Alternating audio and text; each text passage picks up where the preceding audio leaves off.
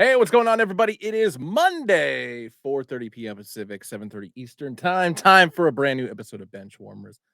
I, of course, am Benjamin. What's going on? I'm going to take you on this sports journey. Just as a reminder to everybody, if you're not able to catch the show live, you can catch us on YouTube at hat-club. Be sure to subscribe to us, which is a fancy word for follow. Give us a like if you like what you're seeing. My name is Eric. What's going on, dude? Actually, I was just chatting with him on Discord a little bit ago. So, anyway. Um, gonna pick up where I accidentally left off last week. And that, of course, was I had been telling everybody, like, as I usually start the show with like all my new jersey pickups, et cetera, et cetera. And then I said at the end, beginning of last week's show that I was going to show them off at the end of the show because of the fact that there was a very specific reason why I was going to be doing this. Ugly Man Chief tuning in from Osaka, Japan. Beware of the Osaka flu, my friend. It is dangerous. Flashfire, what's going on? Surprised JM1620 is not here. Usually he's always the first to comment. But anyway, basketball jerseys, champion basketball jerseys more specifically. So the reason why I left it till the end of the show, but then ultimately forgot what was going on. Hold on one sec. My camera is acting a fool. Any improvements? Slightly better, but it's still like a little off from the audio. I don't know why. I don't know why this does this. Every goddamn week this does this. Every fucking show, with the exception of Flip the Script, it does this. So anyway, the reason why I left it off on a cliffhanger unintentionally was because a writer for the New York Times actually hit me up the previous week, did an interview with me over the previous week.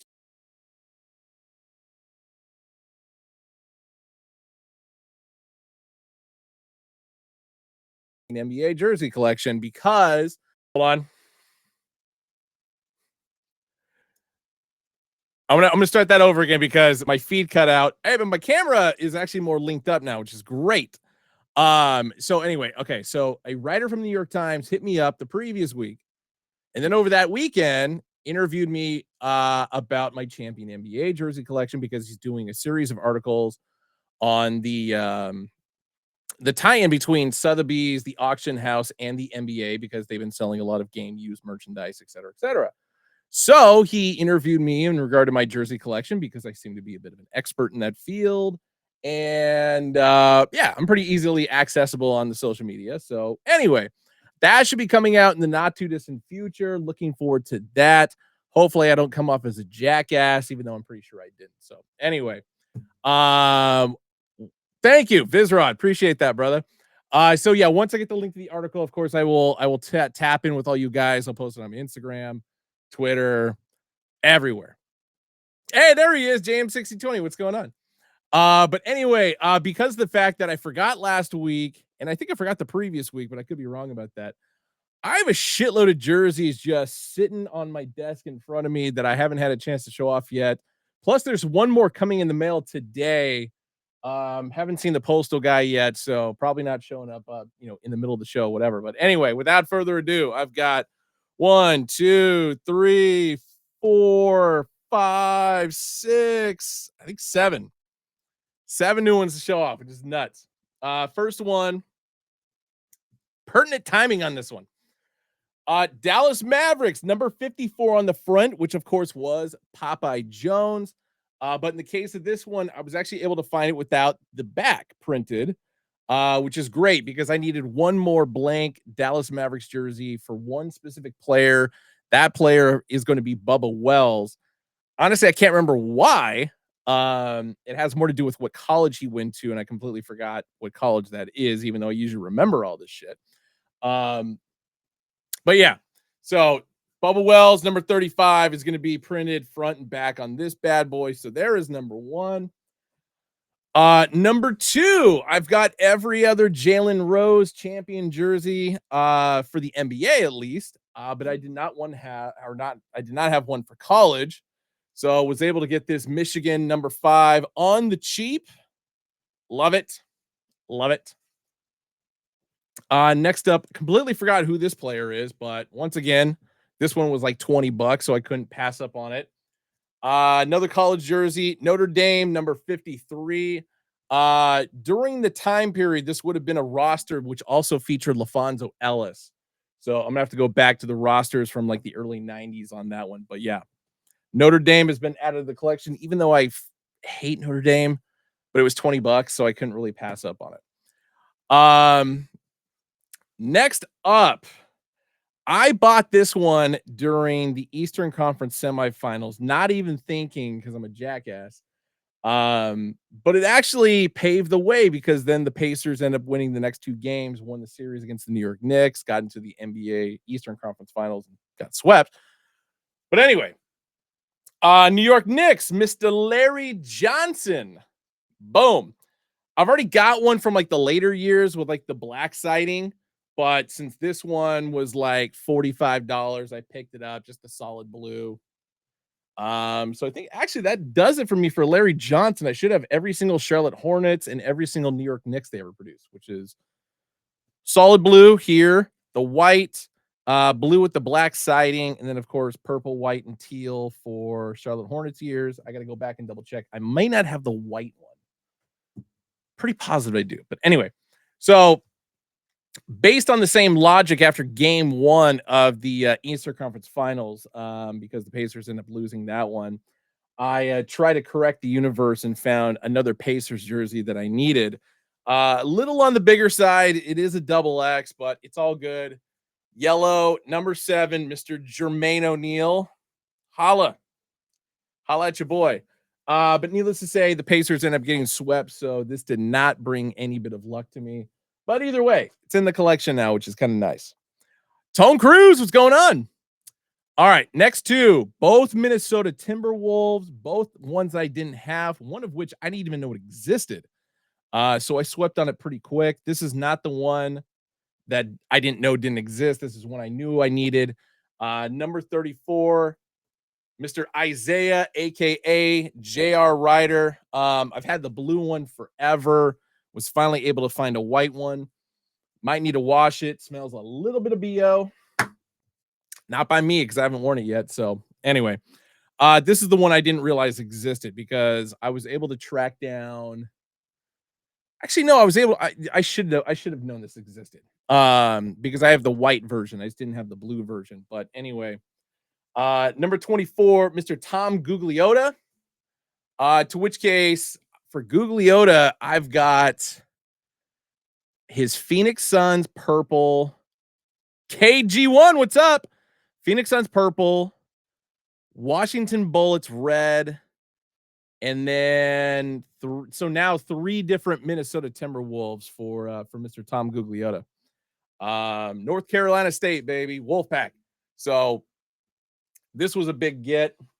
And then last but not least, this is probably the most important one I've been trying to track down for like an extended period of time.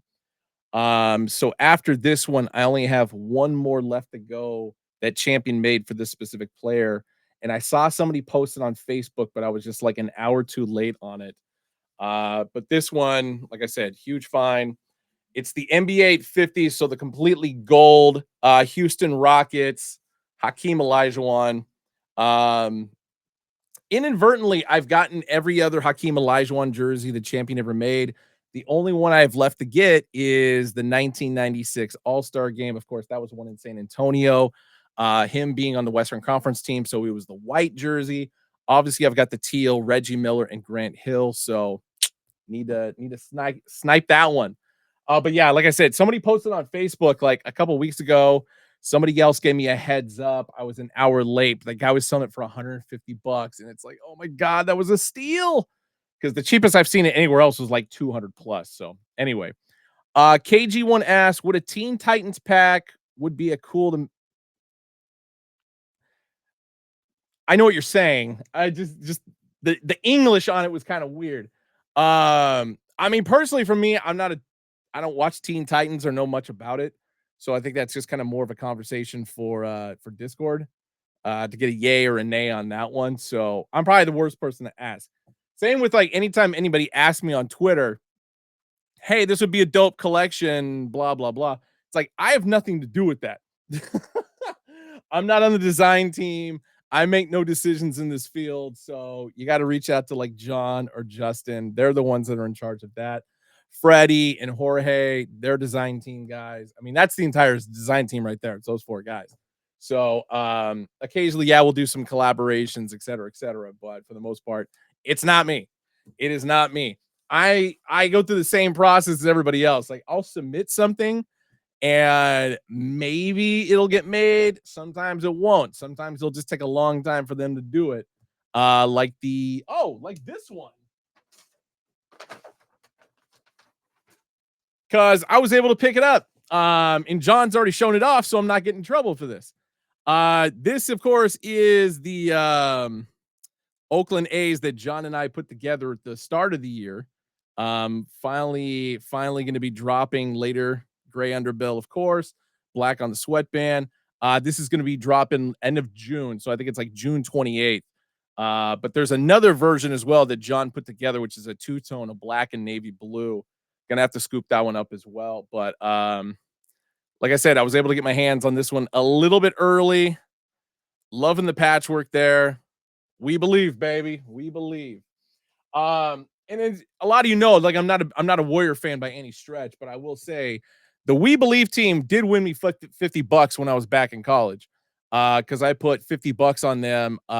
It was just a friendly bet between one of my roommates at University of Oregon.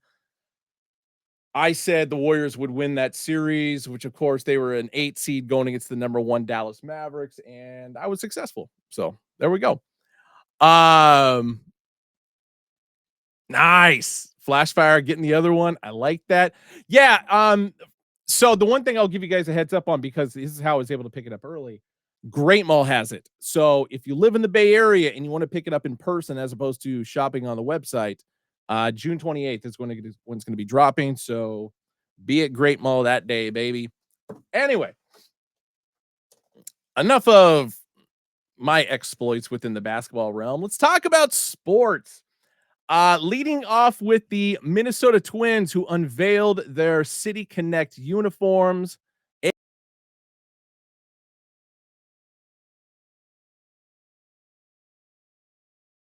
But as you with minutes of 10,000 lakes, and if Steven Seabright was in here, he would argue that Wisconsin is the land of 15,000 lakes, which I know he's right about.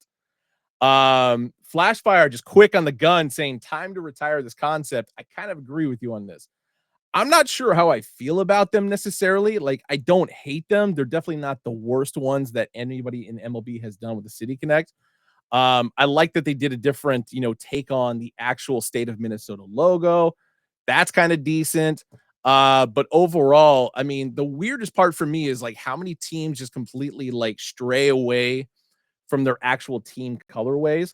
Minnesota Twins, of course, being navy blue, red, and white. Now they're going with the royal blue, yellow, and white, which is a bit confusing to me. Although, the first time they're going to unveil these bad boys is going to be, I believe, this upcoming weekend against the Oakland A's. So this, of course, it will be a home game in Minnesota. I know that because my boy, right field Will, is actually going to Minnesota for this series, so he'll be going to see these in person. But yeah, I was gonna say Tone Cruz. I mean, talking about his Phillies doing it. I mean, the Phillies basically did the exact same color scheme.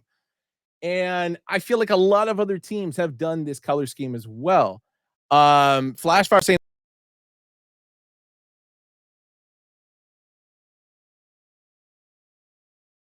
just down to cut out there for a second.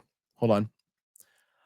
At the end of the day, what it just really comes down to is just like, yeah, even like city and state flags for a lot of teams end up being the same color schemes that other teams use, other teams have done for their City Connect, et cetera, et cetera. I mean, there's a very short list as far as teams that have actually done like a decent job of these. Tampa Bay Rays, of course, being one of them. Colorado Rockies being one of them. Chicago White Sox with those mobster softball uniforms. I kind of dig those.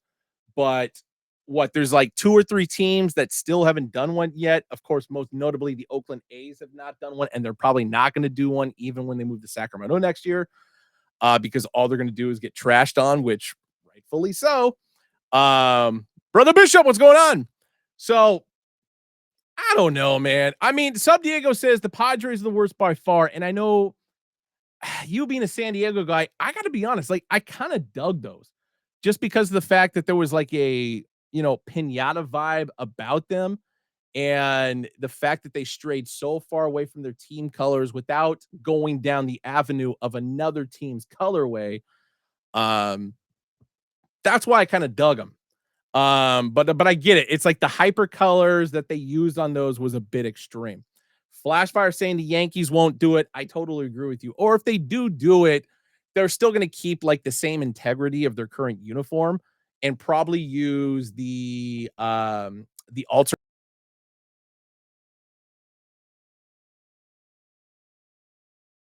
on a bat. I doubt, man. Sorry, it's my shit just keeps cutting out, and I have no idea why. The Yankees would probably do for their logo the alternate logo, which is a top hat on a bat, and they're not going to come up with some new logo. Like I said, they're not going to stray away from their current color scheme, the navy blue and white. If they do one, but I honestly don't think they will. So, Sub Diego says the Padres City Connects look like Doink the Clown. Yeah, probably, probably.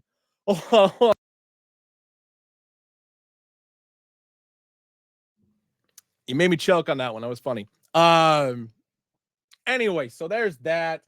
But yeah, it's so A's, Yankees, and I'm trying to remember the other two or three teams that haven't done it, if there's that. That might actually just be the last two. Um, I'm looking at the board right now. I can't remember if the Guardians did one. I don't feel like they have, but I know for the most part everybody else has. So anyway, we'll address that next week. I'll go through and just double check to see like what other teams I'm forgetting, but I feel like it's somewhere between 2 and 4 teams still haven't done one yet. So anyway, um, quote unquote controversy. Blah, blah, blah, blah, blah.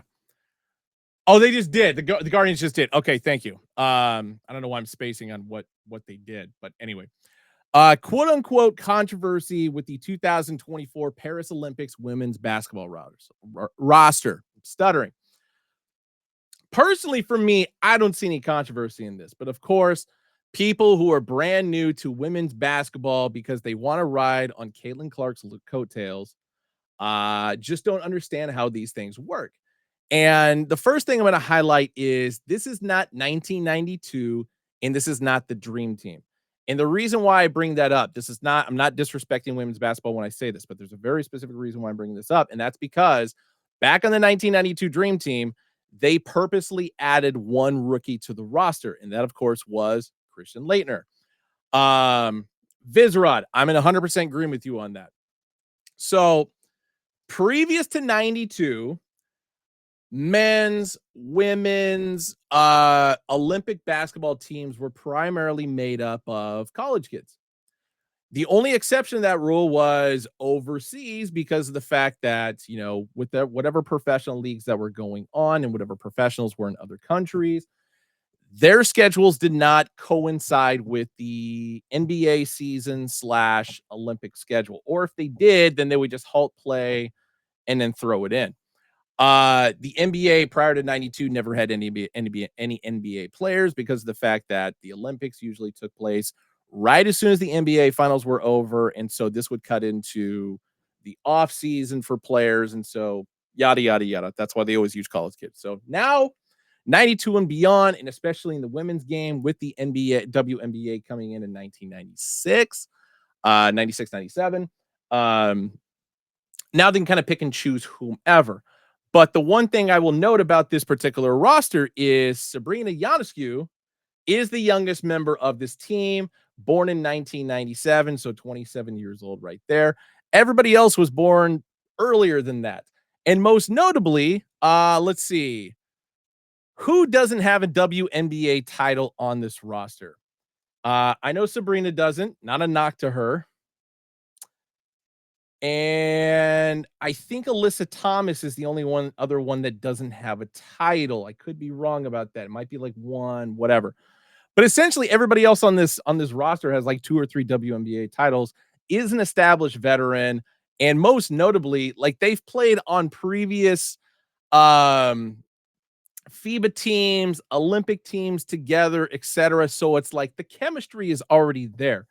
There really is no need to inject any other player into this roster. But, it's not a knock on Caitlin Clark and her skills. It's just the fact that it's just like you want to bring the best crop of players that you possibly have. And I got to say, the choices that they made for this roster are pretty much spot on. Flashfire says Clark has always been a number one option where she's played. Olympic team is a different beast, and she's also still coming off a full college season right into this. I agree with that. Everybody else who's on this roster is a WNBA veteran, which I've already said. And so you've only got a couple weeks of the season under your belt. You're not completely gassed out. The Olympics start next month. And so, Caitlin Clark to go from a full season of college basketball, have borderline little to no offseason because it went right into the draft, then right into the start of the WNBA season. And so there you go. To which case I completely agree with Flashfire's point. But most notably, there aren't any rookies on this roster. As I said a little bit ago, Sabrina is the youngest player, and she's been in the WNBA for what? This is her fourth season. So, because COVID 2020, the year that Oregon probably would have won the national championship, or if not gone to the national championship against South Carolina, would have happened. So, yep, 1, 2, 3, 4, fourth year in the league. So, anybody who's just protesting or complaining about this and not having Caitlin Clark on the roster, just go suck one, man. It's such a ridiculous argument, and it just really goes to show like how little you know about basketball. Most notably, the one person who I see often on TV blowing their,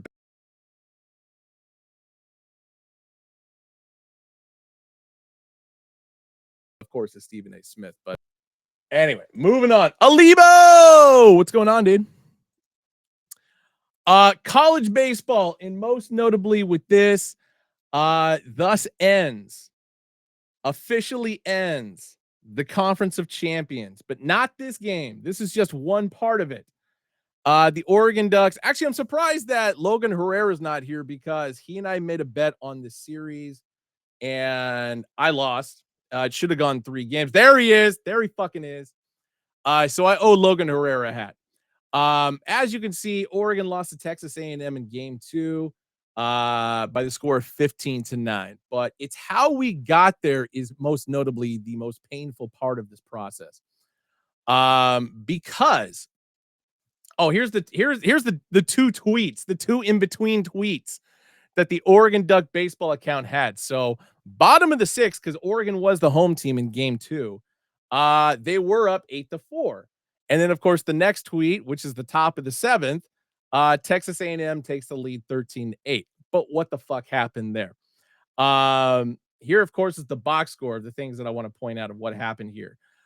First 3 innings for Oregon, pretty stellar. First inning, especially because the fact that it started off with a base hit, to which case the runner on first got picked off because of poor judgment on the base pass, which happened actually the entire game.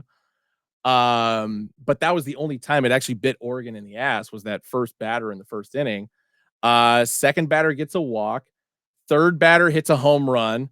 Fourth batter hits a home run. Fifth batter hits a home run. So now you've got back-to-back-to-back home runs.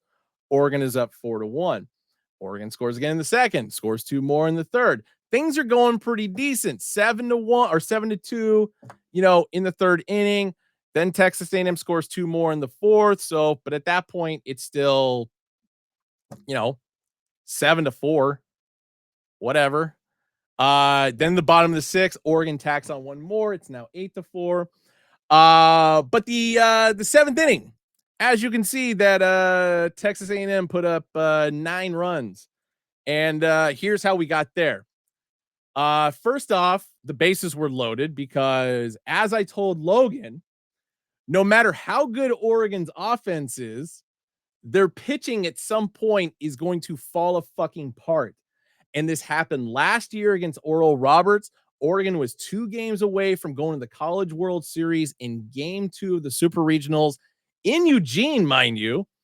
And they managed to blow the game. And I think they had a 2 or 3 run lead in the bottom of the ninth, because the fact that Oral Roberts was the the home team for that second game.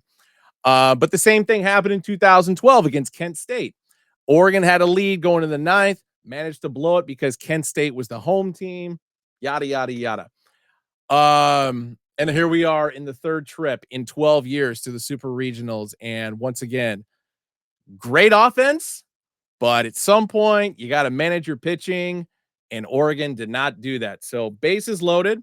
Then there was a walk, so now it's 8-5. Next batter, a walk, so now it's 8-6. Next batter, hit by pitch, so now it's 8-7.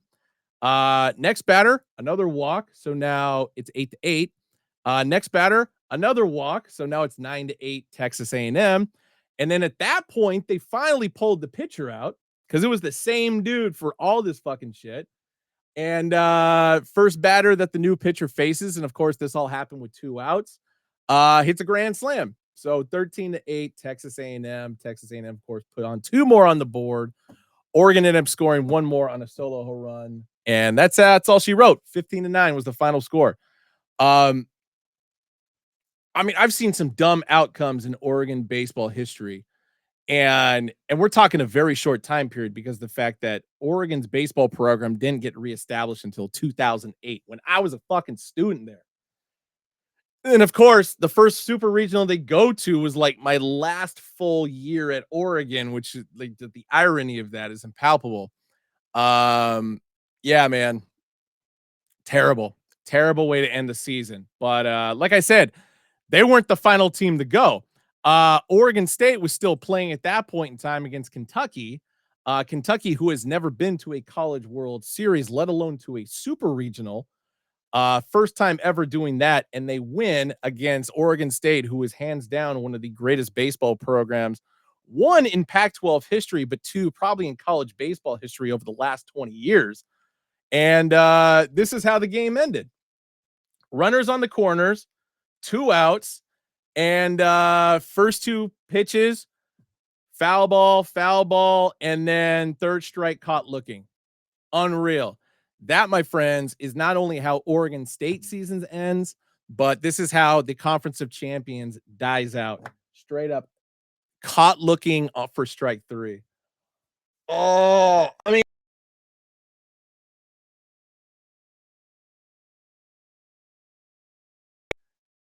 and I'm a huge Duck, and I'm supposed to not support the Beavers, but it's like it would have been nice to have one final Pac-12 representative after Oregon lost, at least in the College World Series. But Oregon State, of course, couldn't even manage to hold on to that. So, yep. Flashfire says, and you don't even have how Kentucky got their 3rd run, which was a wild pitch. Yeah, that's kind of a hard one to get like a screenshot of. You got to have like the full video for. So, madness, dude, just absolute madness. And I think going into the 9th inning, what Oregon State only had like 1 hit, 1 goddamn hit. To quote the movie Major League, they got their 2nd hit in the 9th inning, which put the runner on first base and moved the runner who was on first over the third base. Madness, dude. Straight madness. And badness for that matter. So that's it. That is the end of the Pac-12. Regular season play, of course, ended a couple weeks ago. Last week talked about how Bill Walton had died the next day, but no, this is it. This is officially the Pac-12 no longer has any programming left to go in the calendar year, etc. That's it, man. Oh, Flashfire says, well, the guy on second base, pitcher didn't even bother covering. I know. Oregon did the same shit. There was a point where because he was a lefty, he wasn't paying attention, and Texas A&M scored one of their early runs, just kind of based on that. Oh, so sad, man. It's wild. The massive difference between high school, hell, even minor league ball, in just the basic fundamentals and coaching decisions and stuff. Because the fact that with college baseball, all these kids are friggin' loud as hell, and it's like if somebody's running, it wasn't like a steal of home plate or anything like that, but it's just like somebody should be paying attention and yelling something at the pitcher to quick pitch it or something to catch this runner. Actually, for that one, it was the runner going from second to third base and then the score. But either way, the starting pitcher for Oregon wasn't paying attention, and oh my god, it was sad. So That's it. That's the end of college baseball and every sport for that matter for the Pac-12. I know that's a long-winded rant on how and why this happened, but goddamn, not the way I wanted to see it go out. Moving on into Major League Baseball, on the other hand, though, Yankees still on top in the AL East. No real surprise there. Since last week, at least the Baltimore Orioles have gained a half a game on them, still 2.5 back. Red Sox, Blue Jays, and Rays, all 12.5 plus behind the Yankees right now, all basically playing 500 or below baseball. Yankees and Orioles, clearly the two gems of the AL East this season. Guardians still dominating the AL Central, up on 4 games on the Royals. The Twins have once again just fallen apart. They were on like a good path last week, now on the downswing again. And of course, as they bust out these City Connect uniforms, so Lord knows how well they're going to do with this during the season on this. Tigers in third, White Sox in the cellar. Mariners still got a 5-game lead in the AL West with the Rangers behind them. Astros are kind of heating up a little bit, but lost a couple players due to injury for the season, which is a huge blow. And then the A's and Angels tied there at the bottom. I'm going to talk about the A's game here in a second after I talk about the National League because I have a bone to pick with so many things about that. Over in the East, Phillies and Mets, of course, playing in London. Mets with a huge win over the Phillies, a very exciting finish on top of which for that game yesterday. But Philly's still on top in the East by 9 games over the Braves. The Nationals, of course, they're 30-35, but the Nationals are actually winning some big games, most notably against the Braves. So keep an eye on them. I'm not saying they're going to make the playoffs or anything like that, but I'd say just keep an eye on them throughout the rest of the season. Mets in fourth, Marlins, of course, in the basement as well. Brewers widen their lead a little bit in the NL Central. The fucking Reds, who were in last place last week. And I know we're talking about a half game difference because the Reds, the Cubs, and the Cardinals are all 6.5 back from the Brewers, with the Pirates being a half game behind them. But most notably, because I picked the Reds to finish in first place in the Central. Stella's got a groove back, finally. 8-2 in their last 10. I knew it was bound to happen. So we'll see how the rest of this week finishes out. And then, of course, the Dodgers still on top. Padres behind by 8 games, followed by the Giants, the Diamondbacks, and the Rockies. So anyway, A's game. Yeah. Reds are just ruining tickets, baby. A's game yesterday. I want to talk about this play because I have never seen this happen before. And I've watched a shit ton of baseball in my lifetime. First and foremost, I actually was at this game yesterday. I had vowed to not go to a single A's game the rest of the year, maybe with the exception of like the last game of the year. But more than likely, I'm going to go to the day before the last game, last home game of the year. But my friend Alex, who lives in Vegas, we went to the Pac-12 championship together, etc. He wanted to check out the Coliseum one last time before the end of the year. He had the weekend free, so he came to town. So he talked me into going. Most notably, so going back to the fact that the A's and Angels are tied for last place in the AL West, the A's could have won this fucking game. They had a 1-run lead in the top of the 8th and then allowed the Blue Jays to tie it back up. And then for whatever reason, the A's threw Mason Miller in the ninth to, at least secure not allowing a run in the 9th. And of course, the A's couldn't manage to score to win the game on a walk-off. Unfucking believable. So here we are in the top of the 10th, and the Blue Jays had already scored 3 runs at this point because of the whole, start a runner on second base. But of course, that happened for the A's as well. Whatever.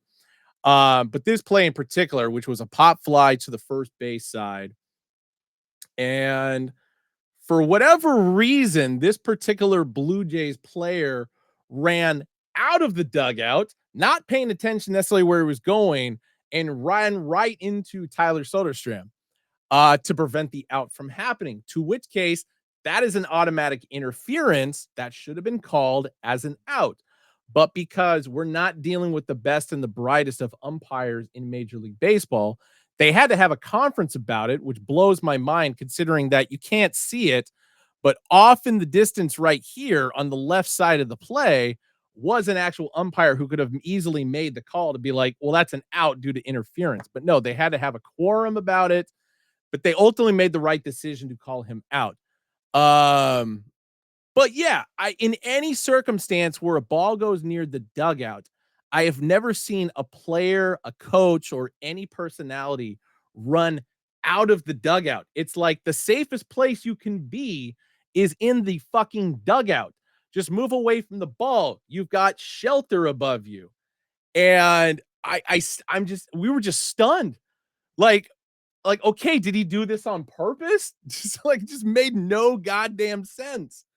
Flashfire says, I'm cracking up at someone shouting this and it getting picked up on the mics. Why don't you pitch like you talk shit? Like you talk shit, Adams get back on the mound. Oh my God. Oh man, dude. Ugh. Wild. The A's, of course, were able to score one in the bottom of the 10th, but ultimately lost the game 6-4. A's are a goddamn mess. John Fisher, sell the fucking team. Like, everybody, the city of Oakland, the fan base, the players would be so much better without you. Yeah, you're not on the field, but you helped orchestrate this disaster. Get the fuck out of here. Sell the fucking team. Anyway, moving on out of baseball into hockey. NHL Stanley Cup. We've only had one game, Edmonton Oilers versus the Florida Panthers. The first game, of course, being in not technically Fort Lauderdale. It's a little bit north of there. I can't remember what town that is, but it's right across the street from Sawgrass Mills, where we actually almost opened a Hack Club location back in 2015. Flashfire says Vegas still nowhere close to putting a shovel in the ground. Dude, it's incredible. It's looking more and more likely by the second that the A's are not going to Vegas. It isn't. If you guys aren't following the news on this, please do. Do yourself a service and do this. It is a fucking carnival of stupidity. I mean, and then I don't think I talked about this last week, but it was something that was posted on Reddit. John Fisher couldn't even get a loan, a triple B rated loan for the stadium. Like, dude is in such dire fucking straits right now. It's incredible. And you know what the easiest solution to get out of that mess would be? Sell the fucking team. Anyway, so game one did not go as I had planned. Because first off, the Oilers didn't even score a goddamn goal, and the Florida Panthers scored one in every single period. Barkov, especially with 2 assists, so 2 points on the day. The Panthers look really good, and the Oilers looked terrible. This, of course, affects me in my Ben's bets for last week because I was like so goddamn confident, and they're like, oh yeah, man, Oilers getting some big wins against Dallas in those last 2 games to win the West. They're gonna roll into Florida and just dominate. Nope, not the case. So 3-0 victory. That was just game one. Game two, of course, is tonight, to which case, if I'm a betting man, and I am a betting man, I'm going to the Florida Panthers on this one. So, but that's not actually part of my Ben's bets this week.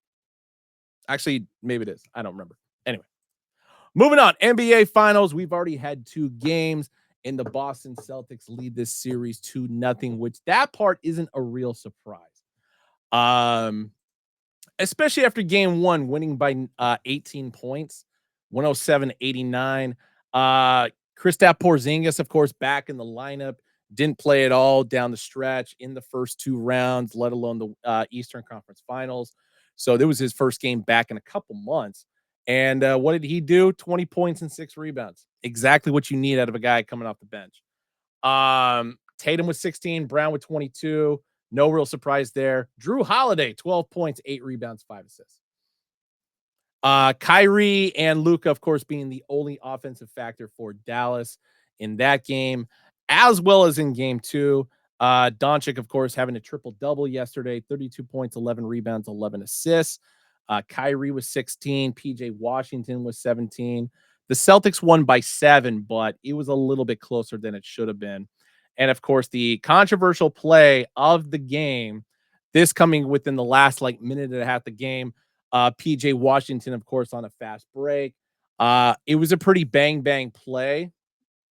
I can understand why the referees didn't call this a foul, but the more you zoom in on this, the more you can tell that it was definitely a foul. And, the importance of this particular play, because the dunk obviously did not go down. PJ Washington ended up bricking it. But Jalen Brown pushed PJ Washington in the back as he was going up for the dunk. Should have been a foul call there. And then, of course, Derek White. As you can see, his hand slapping PJ Washington's hand to block the ball. It was clearly not a block. It was clearly a foul. No matter how much you want to argue, well, the hand is part of the ball, but whatever. Uh, had this gone in, or had PJ Washington gotten his free throws and sunk both of them, the game would have been a 3-point game in favor of Boston. Obviously, Boston won by 7. So after, a crucial call like this, Dallas was a bit deflated. That's the way it usually goes. Dallas also was not shooting that well in the fourth quarter. So there's a high probability that Boston still would have won this game. I mean, one being the home team, two being up by 3. Like I said, even if the free throws went in or the dunk went in, etc. Um, Boston just looked like the better team, just like down the stretch. Yeah, Dallas was up by 3 at the end of the first quarter, but I mean, overall, the Celtics just completely controlled this game. And shout out to Drew Holiday. Most notably, I can't remember if that's my next photo or not. Maybe I forgot to add it in. Yep, I forgot to add it in. Most notably with Drew Holiday, so I'll just zoom in on him because he's obviously watching this entire play go down. Um, he's been realistically one of the bigger MVPs for the team. I know Tatum and Brown get all the talk and all the hype just because of the fact that they're the two superstars, quote unquote, on the team. But going into the NBA Finals and going back to something that Stephen A. Smith had said, which really kind of set me off, or at least in motion, in regard to the NBA Finals, of why I'm under the impression that Stephen A. Smith just really doesn't know basketball that well. Yeah, he was a great writer for basketball when he was in Philly covering Iverson and the 76ers squad. But as time has worn on, he's either ignorant on purpose, or he's trying to be a jackass entertainer on purpose. And I kind of feel like it's more the latter. Because going into the finals, Stephen A. Smith, I can't remember if he tweeted this or he went on TV and said this, and said the only superstar going into the finals is Kyrie Irving, because the fact he's the only player, quote unquote, with finals experience. And so this is why I got to bring up Drew Holiday. And I had tweeted my good friend, James Hollis, aka Snotty Drippin, who's a big Boston Celtics fan, because he was the one that actually alerted me to this particular tweet of Stephen A. Smith talking about this.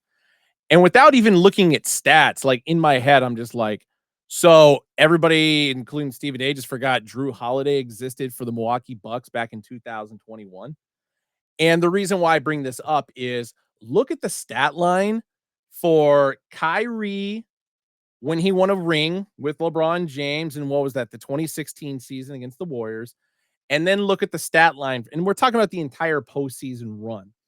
And especially in the finals for Drew Holiday in Milwaukee when they won in 2021. Yes.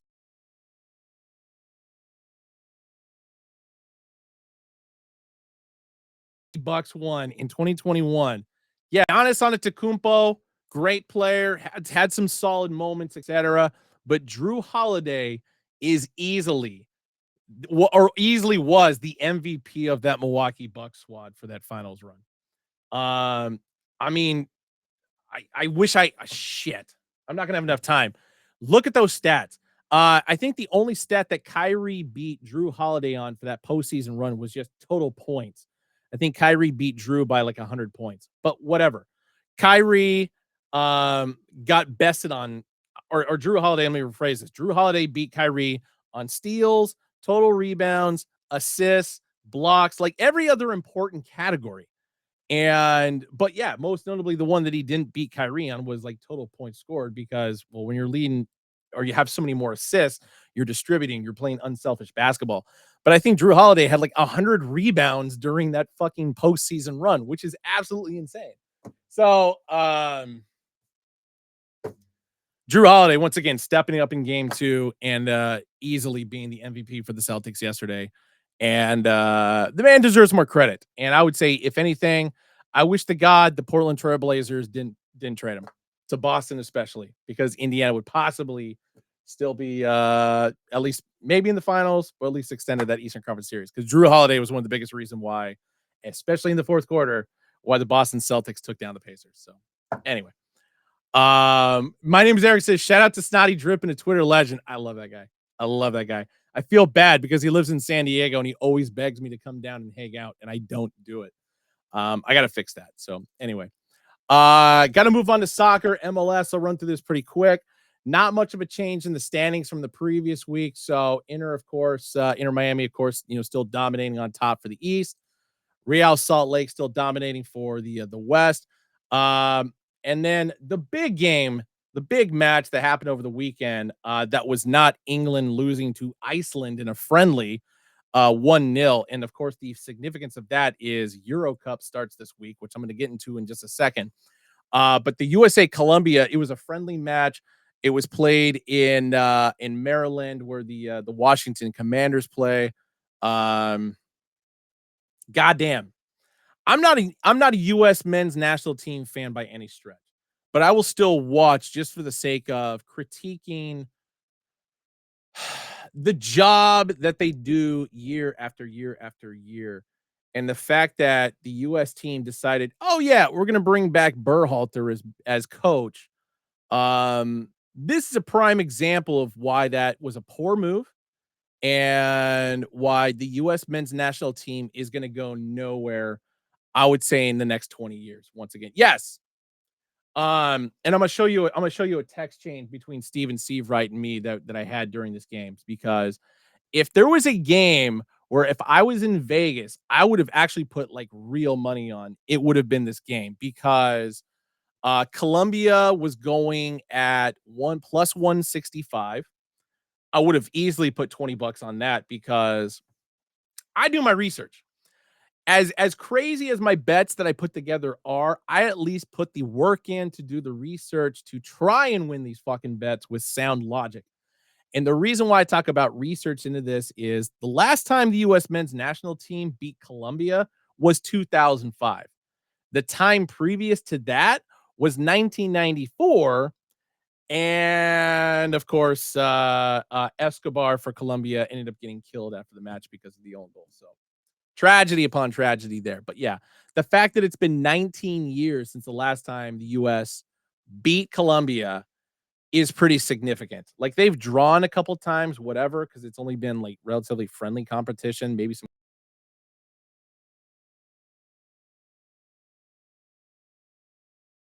As you can see, the fact that the first two goals were scored by Colombia in the 6th and the 19th minute.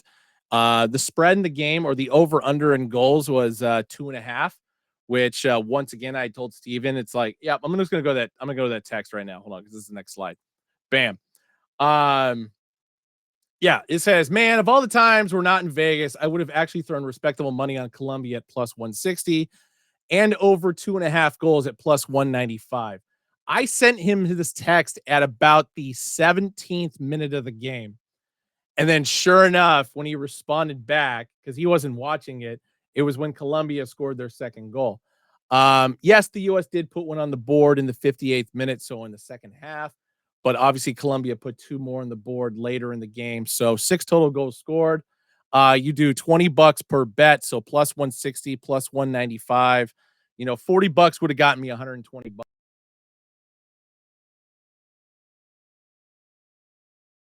right there. And kick myself in the ass for it later. But like I said, I wasn't in Vegas. But then more importantly, my friend who does live in Vegas, who I usually slide money to in moments like this, was the one I went to the Oakland A's game with yesterday. So there was no way in hell I was going to be able to give him the money to make the bets from me, because he was already in California. So Tone Cruz says U.S. men's team should always be plus money. Yeah. Oh my God. I'm Yeah, sorry. The U.S. men's national team are just they're never going to get it done. I honestly don't think it's going to happen in our lifetime. And I've talked about this before because it just comes down to the way that other countries produce soccer players or football players, whatever, is so much more sound than what the US tries to do. Yes, we have club teams, we have the collegiate level, elementary through high school, AYSO, etc. But the fact that other countries have fucking scout teams looking out for little kids to enter their youth academies, which are attached to professional teams starting at what? Age 8, if I'm not mistaken, like between 8 and 10 years old, and just continue to train and train and train and move up the ranks and potentially play. I mean, more than likely play at the pro level, but whether or not you're at the top pro level or you're playing like second division, et cetera, et cetera. But whatever. Um, but more importantly, I mean, the same sense of any other sport. Every other country takes this shit way more serious. And I'm not talking about just soccer. I'm talking about basketball and baseball, hockey, etc. Whereas players who play for the national team take more pride in that than they do at playing the professional level. That is one thing that kids and even adults just never seem to understand or grasp here in the United States, and probably never will. So that's just the way it's going to be. Yeah, I agree with you, Tone Cruz. The U.S. team puts out great uniforms every year, but you got to be looking good when you're getting your ass kicked by Colombia on a routine basis. So there it is. And then 2 years from now, we got the World Cup starting in North America, which of course are split in time between the U.S., Canada, and Mexico. Which when that comes around, I'll have words to say about that because I fucking hate it. Um, but the US should be thanking their lucky stars that they get an automatic qualifier as a result of it, because there is no way in hell that this squad, if put in a tournament format to get into the World Cup, that they would do it. I mean, they might skate by, by a couple teams, but overall, just based on CONCACAF, I don't think they would do it. If World Cup is this year, they would not get in except for that automatic bid. So anyway, um, I talked about Euro Cup starting up, which of course is this week. So I'm going to be busting out my England scarves and jerseys and flags and everything like that, because there they are down in C group, which in theory should be an easy group. But like I said, England lost to Iceland over the weekend, 1-0. Um, I don't know what the fuck that was about. So I'm a little concerned going into this weekend because if I'm not mistaken, England goes against Serbia first. And then Denmark's got Slovenia. So I don't know. We'll see if the real team decides to show up. I'm a little concerned with who they're going to be putting in goal. Jack Grealish, of course, did not make the team. Yeah, he had some injury issues and stuff throughout the season, but yeah, didn't make the squad. And he was definitely on the Euro Cup and the World Cup last two squads. And of course, talking about Euro Cup, England made the Euro Cup final 4 years ago, lost to Italy in the final thanks to penalty kicks, to which case Gareth Southgate put a bunch of rookies in to take those kicks, which for the life of me still doesn't make any sense. But anyway, Group A, Germany, Scotland, Hungary, Switzerland. If I got to put money on it, I definitely see Germany. All right, actually, let me rephrase it. I feel like Switzerland's going to win the group. And then it's between Germany and Hungary. Hungary has will off and on have a good squad. Germany has been kind of dormant the last few years, although their last World Cup run was like surprisingly decent. So I'm gonna go Switzerland, Germany for Group A. Group B, I've got Croatia. I've got Croatia, Spain, and it's gonna pain me here in a sec saying this because of what Ben's bets are this week.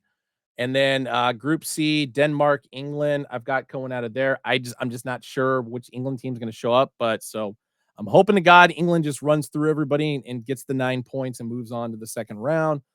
But I don't know. We'll see what happens there. But then Group D, Poland, Netherlands, Austria, and France. France is going to win this group outright. And then I've got Netherlands finishing in second. Group E between Belgium, Slovakia, Romania, Ukraine. Belgium's probably going to win the group.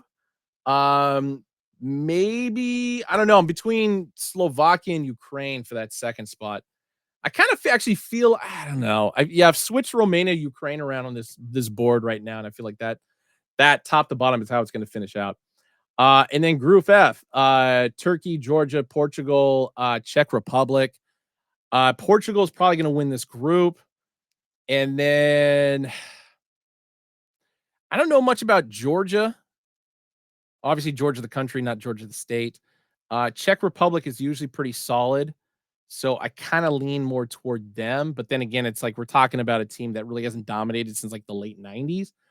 And then Turkey, I don't know enough about. So I'm going to go Portugal, Czech Republic, just based on what I know about soccer and how that's going to shake out. So, but like I said, Euro Cup starts this weekend. Expect me to be an obnoxious ass in regard to my love and dedication for England, as you can see right there.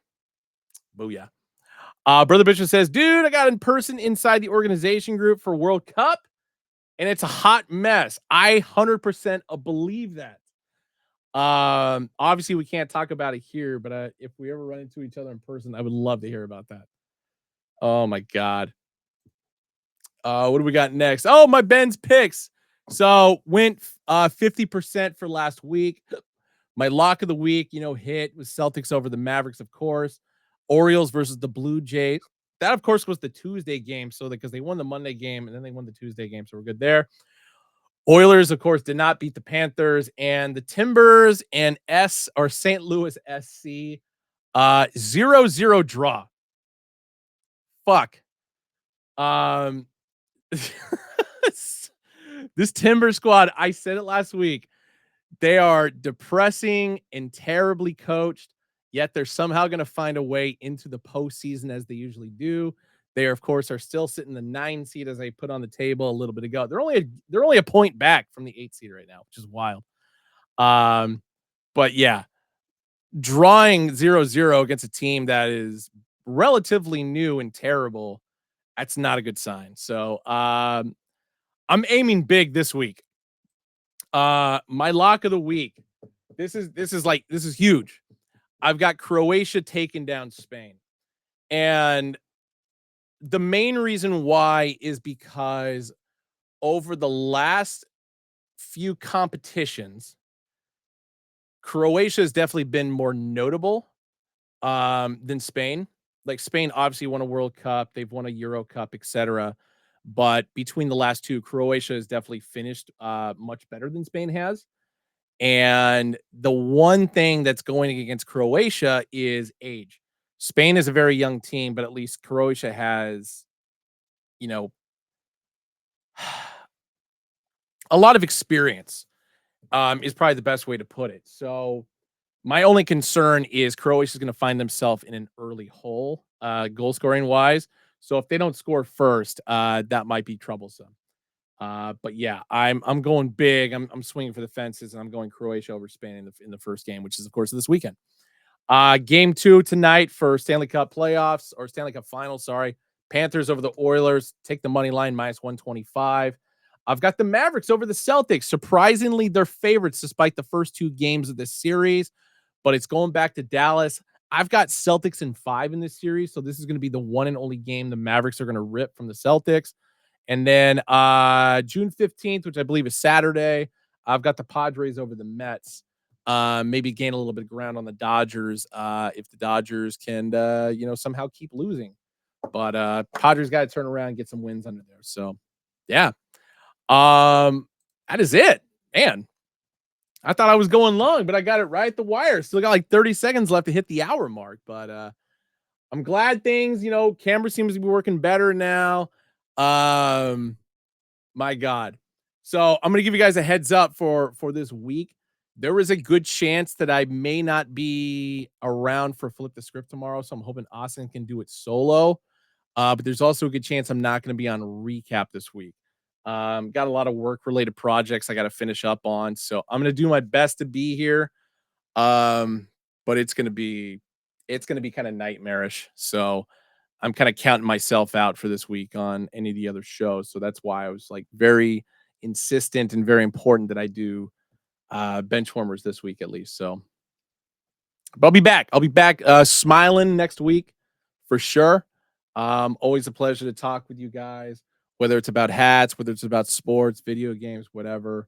I love doing this. So looking forward to seeing you guys hopefully this week, but next week for sure. But anyway, as always, take it easy. And if you don't, take it sleazy. I'll catch you guys later. Peace.